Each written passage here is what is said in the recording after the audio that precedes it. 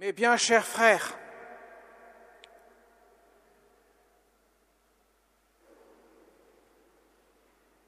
ton Père qui voit au plus secret te le rendra, nous dit Jésus, dans l'évangile de ce jour du mercredi des cendres qui commence le carême.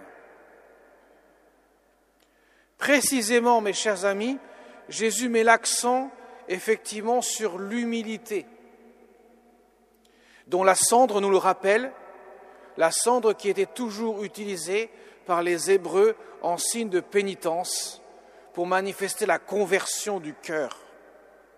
La cendre qui nous rappelle notre condition de créature, poussière que nous sommes, nous y retournerons un jour.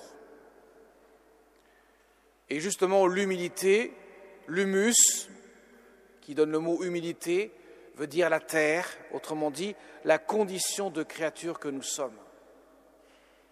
Et quand Jésus donne ces trois moyens, qui sont les moyens appropriés pour commencer le carême, l'aumône, la prière et le jeûne, et bien sûr nous verrons dimanche que c'est une réponse aux trois tentations que Jésus subira, qui résument toutes les formes de tentation que l'homme peut connaître dans sa vie, eh bien Jésus demande de vivre ces trois moyens-là, l'aumône, la prière et le jeûne, dans l'humilité. Il montre avec une insistance particulière sur le fait que l'on ne peut pas honorer pleinement ce que Dieu demande si on le fait en se montrant aux autres. Autrement dit, en faisant sonner de la trompette devant soi pour dire « Regardez, je suis un homme bien parce que je fais les choses qu'il faut faire, j'applique les commandements », dont les pharisiens étaient particulièrement friands. Ils faisaient beaucoup de choses, comme la loi le demandait, mais ils le faisaient avec un orgueil tellement démesuré que Jésus disait « Tout cela ne sert à rien ».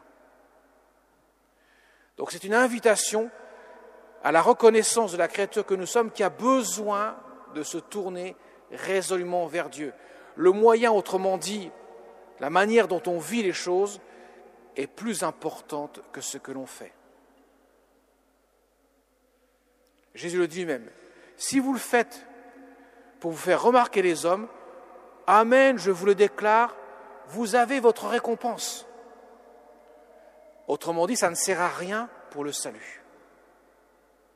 Mais si tu agis dans le secret, alors ton cœur pourra être récompensé par la grâce que Dieu te donne.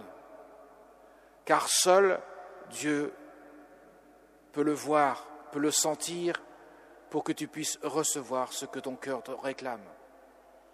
Mes chers amis, le carême, c'est une invitation à retourner concrètement au pied du Seigneur, au pied de la croix, là où Jésus manifeste avec un dépouillement particulier de son humanité pour pouvoir nous donner à profusion la grâce de sa miséricorde divine. Et il ne peut pas y avoir de grâce, de miséricorde divine possible pour nous si nous ne reconnaissons pas d'abord que nous avons besoin du Sauveur, lui qui est notre Créateur, mais qui vient en quelque sorte recréer sa créature par la grâce de sa miséricorde. Alors mes chers amis, en ces débuts du carême, 40 jours, mot 40 qui est dans le mot de carême, c'est 40 jours d'errance dans le désert qui nous rappellent 40 ans d'errance dans le désert pour le peuple hébreu, avant d'entrer dans la terre promise. Ces 40 jours sont donnés pour que nous puissions faire ce chemin avec le Seigneur pour nous purifier et grandir dans la foi. Alors certes, il y aura un combat. Le carême est signe de combat, car nous avons un ennemi redoutable en nous, le pire que nous puissions avoir, qui bien sûr a tendance à se rebeller. Et Dieu, par les épreuves, par les tentations, par en quelque sorte tout ce que nous pouvons avoir au quotidien, veut nous faire grandir dans un renoncement de nous-mêmes pour nous laisser habiter par la grâce de Dieu.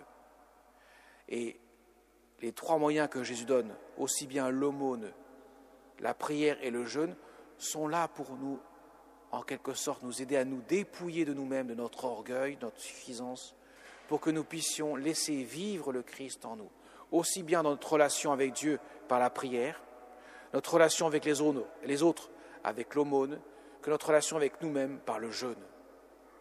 Le Seigneur nous demande ainsi de vivre ce chemin qui nous conduit vers la croix, mais le salut, pour que nous puissions apprendre que Dieu donne à profusion à celui qui veut bien ouvrir son cœur. Car la certitude que nous avons, c'est que Dieu n'a aucune limite. Mais par contre, c'est nous qui mettons des limites à Dieu. Et que Dieu ne peut rien faire devant un cœur qui se ferme. Et j'en prendrai pour exemple la Vierge Marie, qui, le jour de l'Annonciation, Dieu lui demande, à travers l'ange Gabriel, d'accepter le projet de Dieu.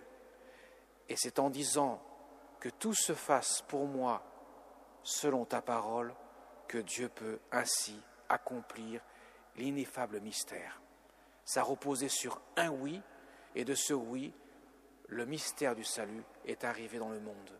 De même pour chacun d'entre nous, ça repose sur un oui qui demande un renoncement à notre volonté pour accueillir celle de Dieu afin que nous puissions grandir. C'est en renonçant à nous-mêmes que nous grandissons. Et au contraire, si nous attachons à notre volonté plus que tout, nous perdons et nous, en quelque sorte, nous éloignons de ce pourquoi nous sommes créés et sauvés. Alors demandons au Seigneur, avec l'intercession des saints qui nous aident justement à grandir dans l'amour de Dieu, avec aussi la prière que nous pourrons vivre de manière plus hâtivement, et particulièrement le chemin de croix, qui était une prière, une dévotion particulière pour le carême, que nous puissions découvrir ô combien Dieu nous aime dans le dépouillement de nous-mêmes, et ô combien Dieu n'a aucune limite pour donner sa miséricorde, si ce n'est notre oui qu'il demande et devant lequel il s'incline, pour qu'il puisse ainsi transformer en nous transformer dans sa miséricorde divine, et ainsi nous revêtir du mystère du salut. Amen.